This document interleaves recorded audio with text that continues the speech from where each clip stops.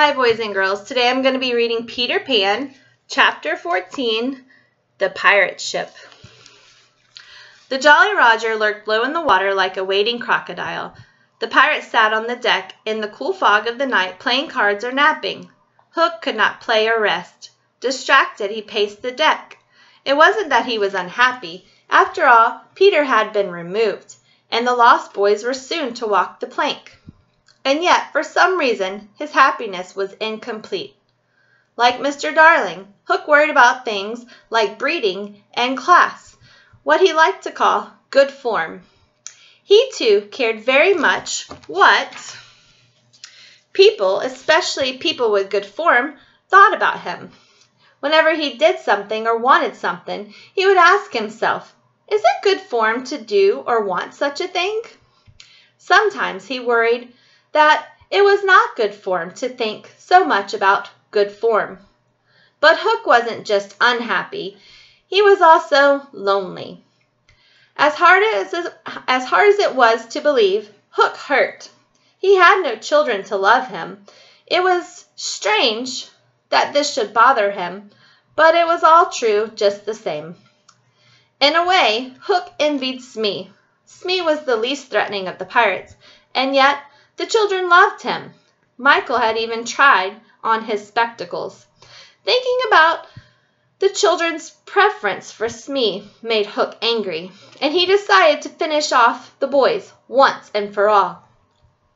"Are the children tied up so they can't fly away?" he yelled.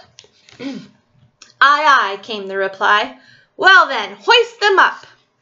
The boys were brought up on deck before him. "6 of you will walk the plank tonight," Hook announced, "but I have room for 2 cabin boys. Who will it be? Which of you will come to work for me?" Toodles stepped forward. "I would, sir, but I don't think my mother would want me to be a pirate. Would yours, Slightly?" "I don't think so," Slightly said. The twins agreed, as did the others. None of their mothers would approve. "Enough!" Hook cried. He pointed to John. "You," he said, "you look like you have a little pluck in you. Do you want to be a pirate?"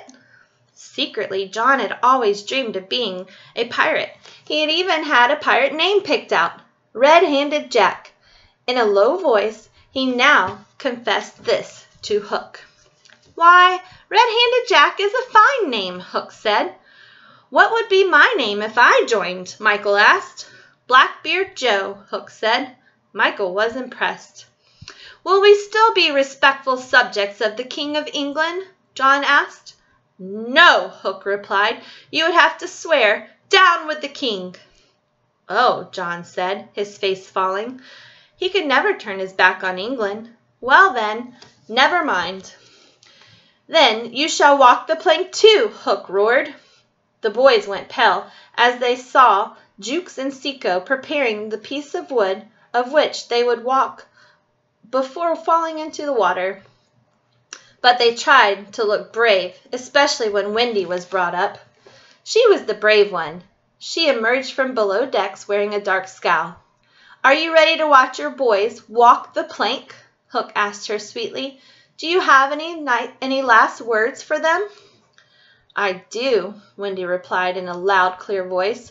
"I have a message from their real mothers, and it is a hope that their sons will die bravely, with their heads held high, like proper English gentlemen." The boys stood up a little higher, trying to be brave, to do this one last thing for their mothers and Wendy. "Tie her up to the mast," Hook yelled, and Smee obeyed. "I'll save you if you promise to be my mother," Smee whispered to Wendy. "I would rather have no children at all," she replied scornfully, even though she had to admit that Smee was the nicest pirate of them all. The boys tried to be brave as they were put on the plank. In the end, however, they were only little boys, and they could not stop themselves from shaking and shivering with fear. Wendy turned her head. She couldn't look. Hook took a step forward towards her. He wanted her to watch the boys walk, one by one, off at the end of the plank. But he never reached her. He never got to hear her beg for the boys' lives. Instead, he heard tick, tick, tick. It was the terrible tick, he realized, of the crocodile. All eyes were suddenly on Hook.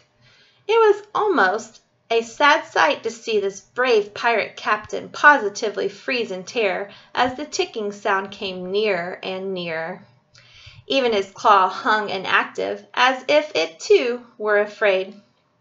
Hook fell to the deck and crawled as far from the sound as he could go. "Hide me," he begged, and the pirates gathered grimly around him in the center of the boat. The lost boys glanced over the side of the boat to look for the crocodile, but to their surprise they saw Peter approaching instead. He signaled to them to not give any sign and kept on ticking and climbing.